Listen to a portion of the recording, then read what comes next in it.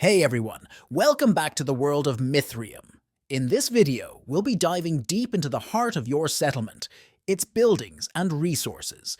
We'll learn how to hire workers, manage production, and harness the power of prosperity to fuel your growth. Let's get building. First up, let's take a closer look at the workhorses of your settlement. The buildings. We'll start with the humble farm. This vital structure provides the foundation of your economy by producing food, the most basic resource. But the farm does more than just feed your people. It also generates prosperity, with each unit of food in your treasury contributing 0.5 points. We'll explore prosperity in more detail later in the video. Clicking on the Info tab of your farm will reveal its current state. You'll see the farm treasury capacity, 40 resources. The prosperity generated by the building itself, 10 points. The number of workers assigned, 2 out of 10, and both its passive and active production rates. It's important to understand the difference between passive and active production. Buildings offer 2 upgrade paths. Passive production. This option doesn't require any player input and runs continuously. It's generally cheaper, requiring wood for upgrades. However, it comes with a cooldown period before you can make further upgrades. Active production. This method utilizes workers and resources to generate output. While more expensive, requiring ore for upgrades, active production has no cooldown and allows for instant increases in worker capacity. Now let's move on to the lumber mill, which produces the ever-important wood. Wood is a key resource for many production chains, and the lumber mill requires food to keep its saws whirring. Similar to the farm, the lumber mill contributes to your prosperity, with each unit of wood adding 1 point. We can see this reflected in the lumber mill's Info tab, which displays the treasury capacity, 40 resources, prosperity generated by the building, 20 points, the number of workers assigned, 7 out of 7, and its passive, plus 1 wood per hour, and active, plus 2 wood per hour production rates. The mine takes things a step further by producing the valuable resource ore. To keep the ore flowing, you'll need both wood and food. As with the other buildings, the mine contributes prosperity, 2 points per unit of ore in the treasury.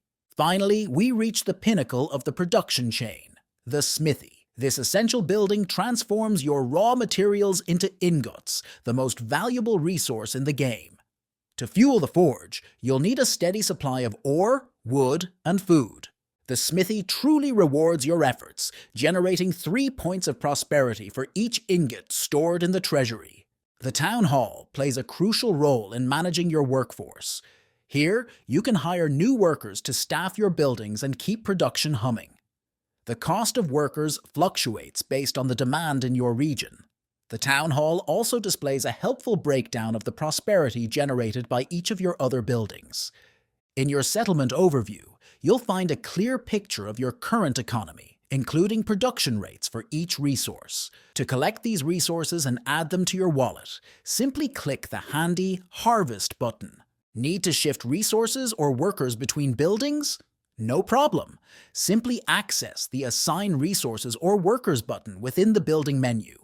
This intuitive interface allows you to easily manage your workforce and optimize your production. Now, let's delve into the concept of prosperity. Each building contributes a certain amount of prosperity, which is essentially farmed by filling your treasuries with resources. Here's a breakdown of how prosperity functions.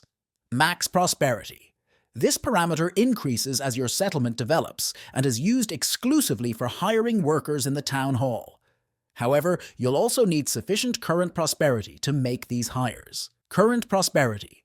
While logically connected to max prosperity, current prosperity can behave differently in certain situations.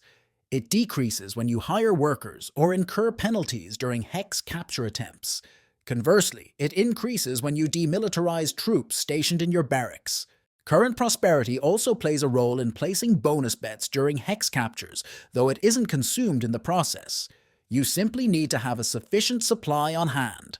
As your building's treasuries fill up, your current prosperity will gradually rise.